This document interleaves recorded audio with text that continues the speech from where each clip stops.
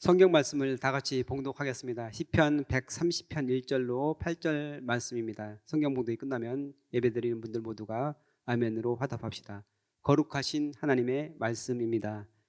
여호와여, 내가 깊은 곳에서 주께 부르짖었나이다. 주여, 내 소리를 들으시며 나의 부르짖는 소리에 귀를 기울이소서. 여호와여, 주께서 죄악을 지켜보실진데 주여, 누가 서리이까? 그러나 사유하심이 주께 있음은 주를 경외하게 하심이니이다. 나 곧 내 영혼은 여호와를 기다리며 나는 주의 말씀을 바라는도다. 파수꾼이 아침을 기다림보다 내 영혼이 주를 더 기다리나니 참으로 파수꾼이 아침을 기다림보다 더하도다. 이스라엘아, 여호와를 바랄지어다. 여호와께서는 인자하심과 풍성한 속량이 있음이라. 그가 이스라엘을 그의 모든 죄악에서 속량하시리로다. 아멘. 제가 대학교 다닐 때 남학생들은 1학년에는 문무대에 가서 일주일 정도 훈련을 받았고 2학년 때는 전방에 입소하여 병영 체험을 하는 프로그램이 있었습니다. 이렇게 두 번의 체험을 하고 나서 나중에 군에 들어가면은 복무기관에서 3개월을 면제해 주었습니다. 당시는 민주화되기 전 군사정권 때여서 학생운동이 활발하던 시기였습니다. 그래서 정부에서는 학생들을 입소하게 하여 정신교육이라는 명분으로 반공교육을 실시했고, 또 학생들의 힘을 빼려는 의도로 분단된 우리나라 현실을 보여주려고 했던 것입니다. 그러다 보니 개중에는 병영체험을 거부하는 그런 학생들도 있었습니다. 하지만 30개월의 군 복무 기간 중 3개월을 면제받는다는 것은 엄청난 특혜이기 때문에 그 두 번의 병영체험은 힘들어도 가는 게 당연한 것이었습니다.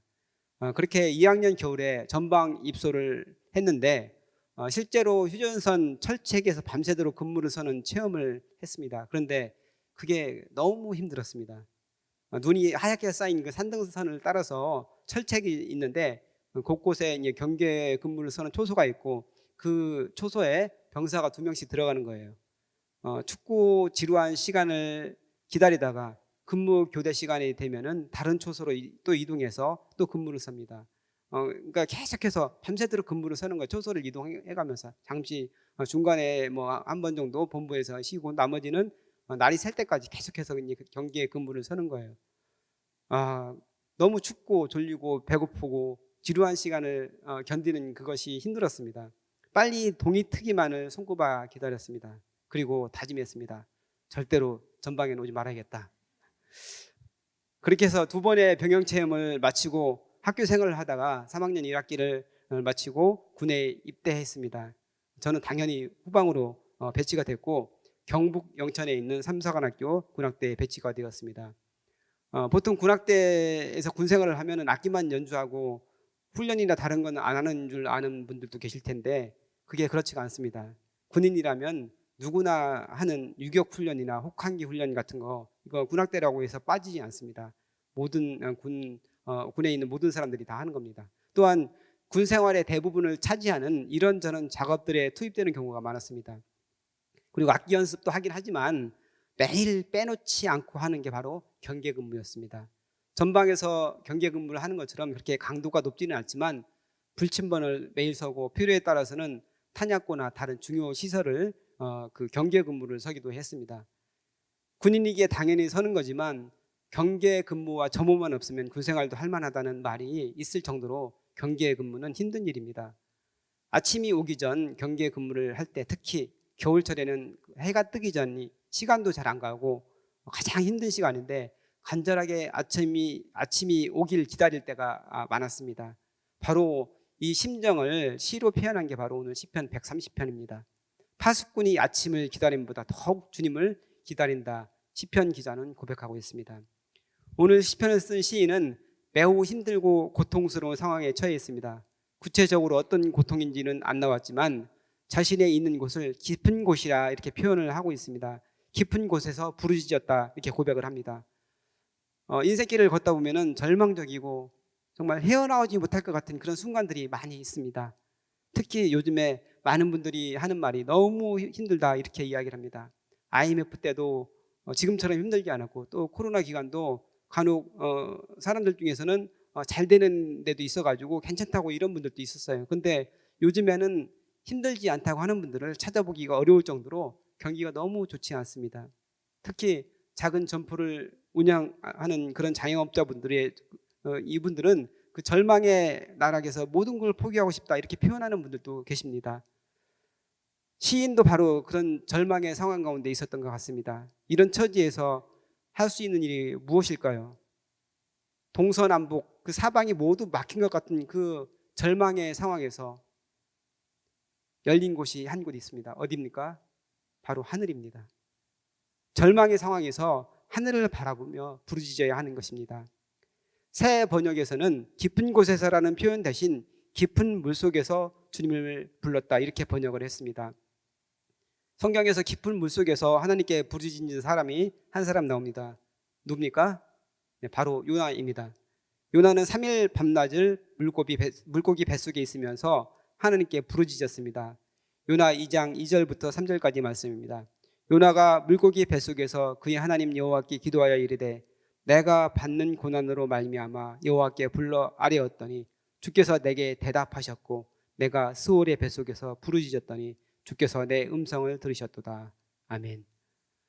죽음과 같은 절망의 상황에서 부르짖었더니 하나님께서 그 소리를 들으셨다고 요나는 고백합니다. 아무것도 보이지 않는 절망의 상황에서 우리가 할 수 있는 건 하나님을 바라보며 부르짖는 기도를 올리는 것입니다. 고난의 상황에서 부르짖어야 합니다. 부르짖을 수 있다는 건 소망이 있다는 걸 의미합니다. 요나는 니느웨로 가라는 하나님의 명령을 어기고 다시스로 가는 배를 타고 하나님의 낯을 피하여 배 밑창까지 들어가 잠을 잤습니다. 거기 있으면 하나님의 눈을 피할 수 있을 것이라고 생각했겠죠. 하지만 선지자라고 하는 요나가 자신의 무식함을 드러낸 모습입니다. 하나님께서는 어디나 계십니다. 무소부재하신 하나님이라 우리는 고백하지 않습니까? 즉 계시지 않은 곳이 없고 하나님의 눈이 닿지 않는 곳이 없다는 것입니다. 시편 139편에 무소부재하신 하나님에 대해 잘 표현하고 있습니다. 8절로 10절 말씀입니다. 내가 하늘에 올라갈지라도 거기 계시며 수월에 내 자리를 펼지라도 거기 계시니이다. 내가 새벽 날개를 치며 바다 끝에 가서 거주할지라도 거기서도 주의 손이 나를 인도하시며 주의 오른손이 나를 붙드시리이다. 아멘.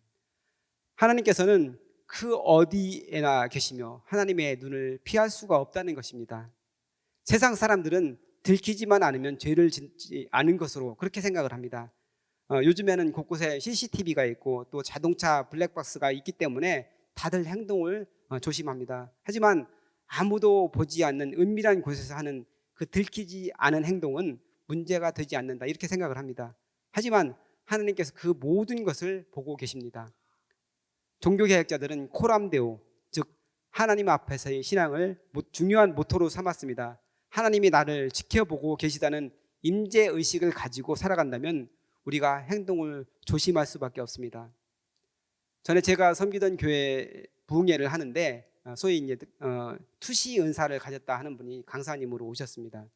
그분께 이제 식사 대접을 하면서 자연스럽게 대화를 한 분들 중에서 강사 그 목사님이 툭툭 한마디씩 그 던지는 말에 마음이 찔리는 사람들이 많이 있었다고 이렇게 이야기를 했습니다. 그리고 그 말에 자신이 발가벗겨져 있는 그런 느낌이 든다면서 강사님 얼굴을 제대로 쳐다보지도 못한 이런 사람들도 많이 있었습니다.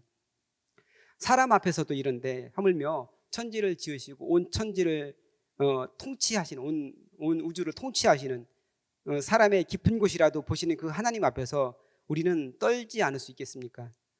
하지만 문제는 하나님이 우리를 보고 계시다는 사실을 우리가 잊고 산다는 거예요. 사랑하는 성도 여러분, 아무도 보지 않을 때, 나 혼자만 있을 때 하는 행동이 진짜 나의 모습일 수 있습니다. 사람들 앞에서는 체면 때문이라도 행동을 조심하고 거룩한 신앙인의 모습을 보여줄 수 있습니다. 하지만 아무도 보는 사람이 없는 곳에서의 행동까지 그렇게 하는 것이 쉽지 않습니다. 몸가짐이 흐트러지는 것은 그럴 수 있지만 죄의 유혹에 넘어갈 수 있는 것이 문제입니다. 인간의 나약한 심성은 이러한 유혹에 너무나 약합니다. 우리 그리스도인들은 아무도 보지 않고 나 혼자만 있다고 생각하는 그곳이 하나님이 계신 곳이라는 사실을 의식하고 살아야 합니다. 하나님을 두려워하며 코람데오의 자세를 가지고 살아가는 것이 진정한 신앙인의 모습이라는 사실을 늘 기억하는 저와 여러분 되시기 바랍니다. 시인은 고난이 원인이 되는 죄의 문제를 이야기합니다. 우리가 요즘 묵상하는 사무엘하 본문에서 다윗이 하나님께 지은 죄 때문에 엄청난 고난을 당하는 것을 우리는 계속해서 지켜보고 있습니다. 그토록 하나님을 사랑하고 하나님의 뜻을 이루기 위해서 몸부림을 치던 다윗이었지만 왕의 자리에 오르고 또 주변 국가들 가운데서 그 자리가 높아지고 사람들한테 존중받는 그런 사람이 되자 다윗은 변했습니다. 그도 요나처럼 하나님이 보고 계시다는 사실을 잊고 너무나 뻔뻔스럽게 죄를 지었습니다. 충신인 우리아의 아내 밧세바를 범하고 그 우리아를 최전방에 내보내 죽게 하는 엄청난 죄를 저지른 것입니다. 그 죄로 인해서 다윗은 두고두고 고통을 받게 됩니다.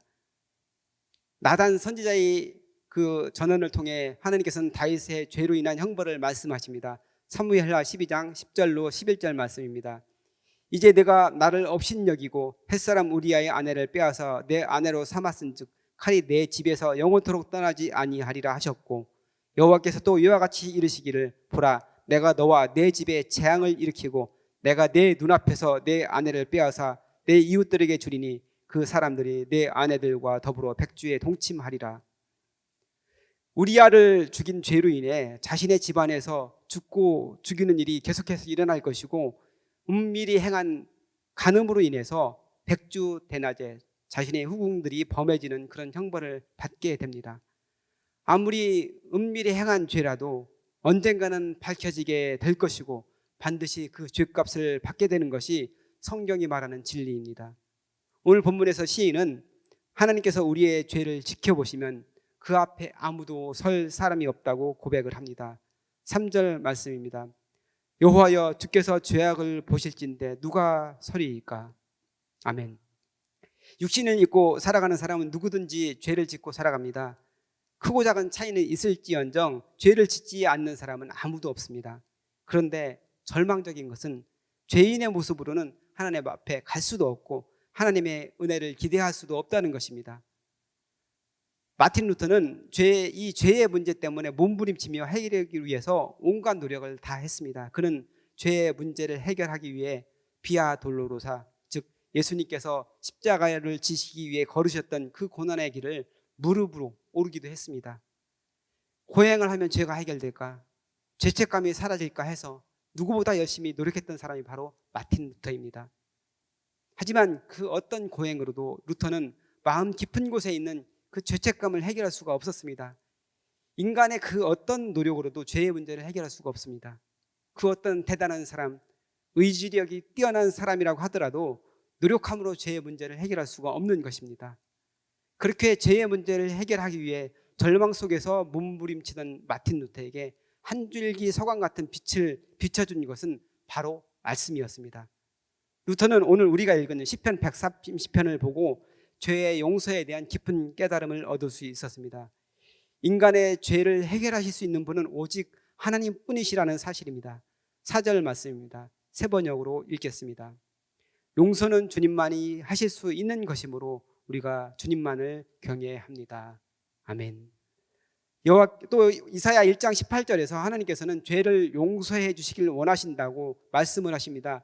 여호와께서 말씀하시되 오라 우리가 서로 변론하자. 너희 죄가 주홍 같을지라도 눈과 같이 희어질 것이요 진홍같이 붉을지라도 양털같이 희게 되리라. 아멘.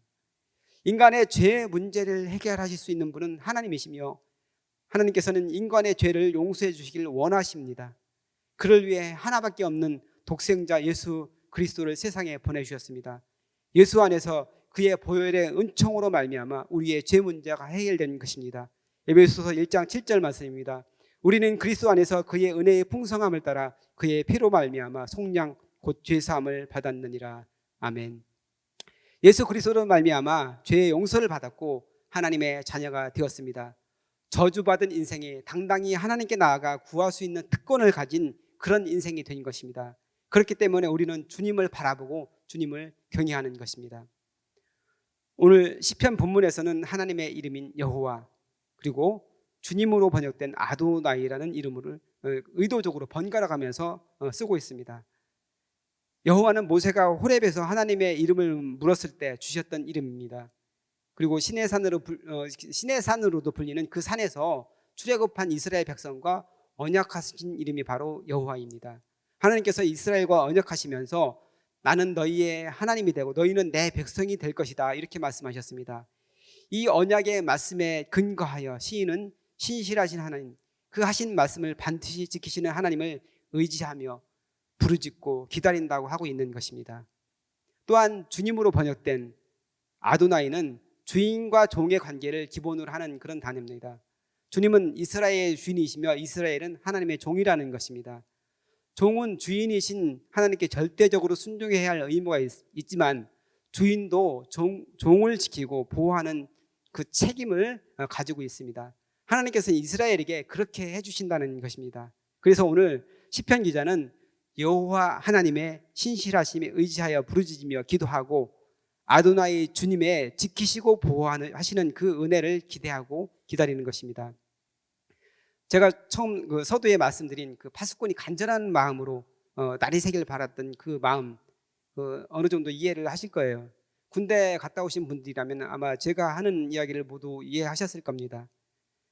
군에 갔다 오지 않은 그런 여성분들을 위해서 조금은 다르지만 비슷한 예를 제가 한번 들어보겠습니다. 우리가 간절한 기도의 제목이 있을 때 금식을 하죠. 보통 하루 한 끼 금식을 며칠 동안 이렇게 하기도 하고, 또 날을 잡아서 하루 온종일 금식할 때도 있습니다. 3일 금식이나 또 일주일 금식을 온전히 하는 그런 분들도 계십니다. 길게는 21일 금식, 또 40일까지 금식하는 그런 목사님들도 계십니다. 그런데 금식할 때 다들 각오를 하고 시작하지만 마지막 마치기 전 한두 시간에 가장 어렵습니다. 3일 금식을 예를 들면은 이틀까지는 잘 버팁니다. 그리고 3일도 어떻게 이제 그럭저럭 견뎠는데 이제 동치미 국물을 갖다 놓고 이제 미음이나 뭐 이런 걸 갖다 놓고서 기다리는 그 남은 시간, 그 시간이 그렇게 가지 않습니다. 그렇게 길게 느껴질 수가 없어요. 그 한두 시간, 그 10분이 20분이 마치 영겁의 세월이나 되는 것처럼 정말 길게 느껴지기도 합니다. 그래서 그 마음으로 정말 그 시간이 빨리 지났으면 그렇게 하는 것이죠. 이 마음이 바로 이제 시편 기자의 마음이라는 것이에요. 이런 간절한 바람으로 시인이 기다리는 것이 있는데 그것은 주님과 주님의 그 말씀입니다. 5절 6절 말씀입니다. 나 곧 내 영혼은 여호와를 기다리며 나는 주의 말씀을 바라는도다. 파수꾼이 아침을 기다림보다 내 영혼이 주를 더 기다리나니 참으로 파수꾼이 아침을 기다림보다 더하도다. 아멘. 시인이 현실의 상황에서 당하고 있는 고통과 괴로움이 너무나 크기 때문에 하나님의 은혜를 구하고 있습니다. 능력의 주님, 구원의 주님, 은혜의 주님을 바라보고 있는 것입니다. 또한 주님의 말씀을 기다리고 있습니다. 하나님의 말씀만이 생명의 능력이 됩니다. 세상은 절망을 말합니다. 하지만 말씀은 우리에게 소망을 줍니다. 제가 전에 섬기던 그 교회 담임 목사님이 한 20년도 넘게 그 전에 이제 심각한 병에 걸리셨습니다. 그 목사님은 수도 없이 교회에 나가서 밤에 철야 기도를 하셨고 정말 자기 몸을 돌보지 않으면서 자기 모든 것을 던져서 불살라서 사역을 하셨습니다. 그러다가 몸에 큰 병이 들었습니다. 늘 책을 많이 보시던 분인데 그 진단을 받으시고는 당시 제일 큰 서점이었던 종로 서적에 가서 건강이라는 책은, 건강과 관련된 책이라는 책은 다 사오셔서 그 책을 읽기 시작하는 거예요. 그 질병에 관련돼서 뭐라고 써있는지 다 읽었는데, 그리고 나서 그 모든 책을 읽은 결론이 뭔지 아십니까? 너는 이제 죽는다. 너는 이제 곧 죽는다. 라는 것이었다는 겁니다. 목사님은 그 결과를 도저히 받아들일 수 없는데 너무나 절망적인 상황이잖아요. 그래도 목사님이 어떻게 합니까? 그래도 할 수 없이 하나님 어떻게 해야 됩니까? 하면서 말씀을 읽기 시작했습니다. 그 결과 그 목사님은 성경을 통해서 말씀하시는 너는 산다 라는 하나님의 음성을 듣게 되었습니다. 그리고 그 말씀을 붙잡게 되었습니다. 그렇게 하나님의 말씀을 의지하고 바라본 그 목사님께서는 병원에서는 이제 곧 죽는다 이렇게 선고를 했지만 그 이후로 10년을 더 사셨습니다.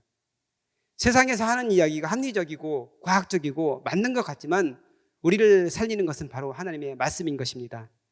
그걸 잘 알기 때문에 시편 기자는 절망적인 현실의 상황 가운데서 파수꾼이 아침을 기다림보다 더 주님을 바라고 그 말씀을 내가 기다립니다. 이렇게 고백한 것입니다.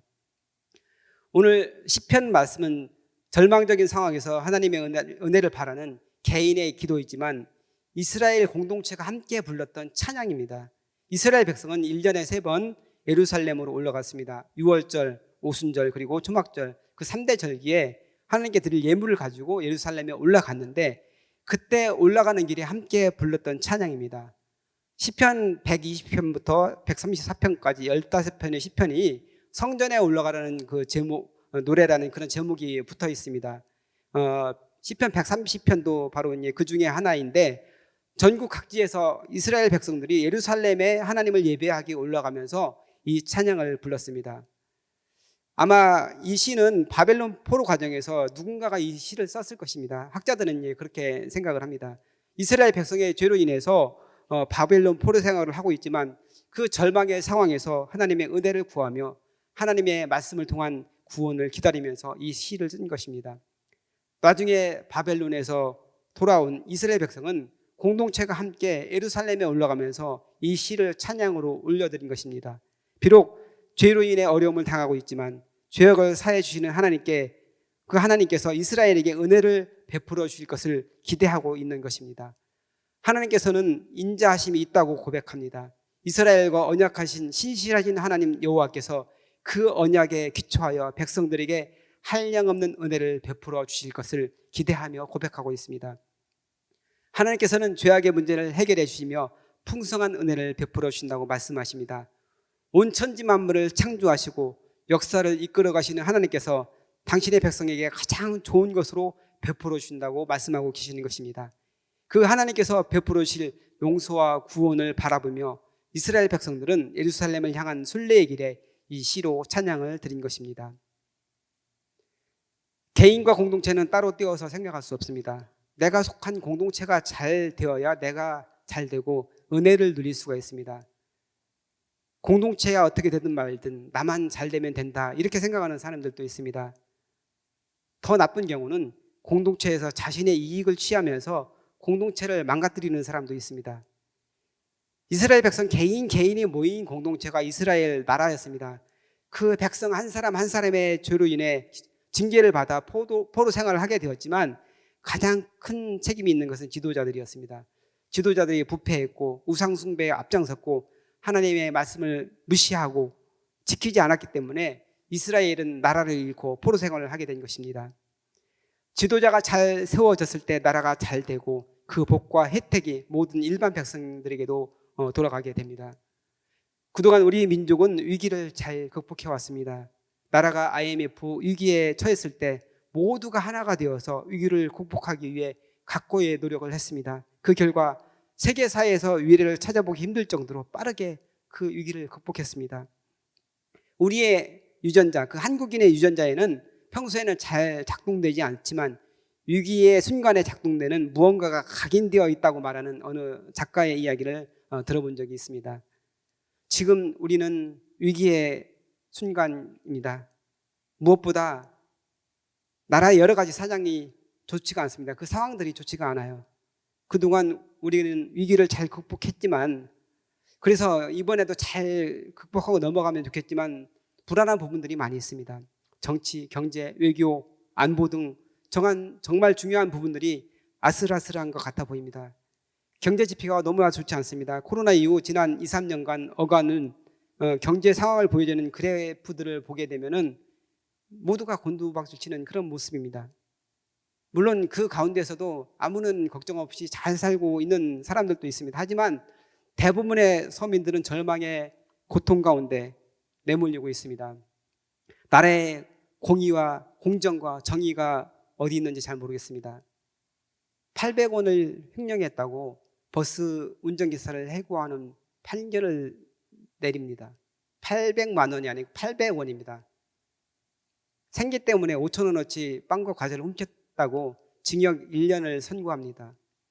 힘없고 가난한 사람에게는 법이 너무나 가혹합니다. 반면 몇십억을 해먹은 사람은 아무런 징계를 받지 않고 떵떵거리면서 잘 사는 나라가 우리나라입니다. 요즘 전쟁이 날지도 모른다는 불안감이 부쩍 심해졌습니다. 남과 북이 대치된 그런 상황에서 지도자들이 세계 정세의 변화에 잘 대처하여 평화로운 나라가 되도록 하는 것이 무엇보다 중요해 보입니다. 우리 그리스도인들이 나라를 위해 마음을 다해서 부르짖으면서 기도해야 할 때가 지금인 것 같습니다. 하나님의 정의, 공의, 평화가 이 땅에 강물같이 흐르는 나라가 되도록, 힘없고 가난한 서민들이 걱정 없이 잘 사는 나라가 되도록 같이 기도하면 좋겠습니다. 또 우리 말씀상 공동체를 생각해 보았습니다. 코로나 이후로 전반적으로 한국교회가 어려움의 직면에 있습니다. 아직까지 예배의 자리로 돌아오지 못하는 많은 사람들이 있는 것이 현실입니다. 힘들고 어려운 시기를 살아가는 사람들이 교회를 통해 삶의 의미를 발견하고 말씀을 통해 생명을 얻고 살아갈 힘을 얻어야 할 텐데, 우리 교회가 그 역할을 잘 감당했으면 하는 마음이 들었습니다. 그를 위해서 오늘 주신 말씀처럼 우리는 먼저 철저히 회개해야 합니다. 나 중심으로 살았던 것, 세상과 짝하여 이기적인 욕심을 위해 살았던 것을 회개했으면 좋겠습니다. 말씀의 자리, 기도의 자리, 예배의 자리에서 멀어졌던 것을 회개하기를 소원합니다. 힘들고 어려운 고통의 상황에서 주님께 부르짖을 수 있어야 소망이 있다고 제가 말씀드렸습니다. 신실하신 하나님, 말씀하신 바를 이루시는 그 하나님을 바라보며 부르짖어야 합니다. 하나님께서 우리의 죄를 용서해 주시며 당신을 기대하고 기다리며 바라보는 자에게 한없는 은혜와 풍성한 복을 주시는 분이라는 사실을 온전히 신뢰하는 저와 여러분 되시기를 간절히 바랍니다.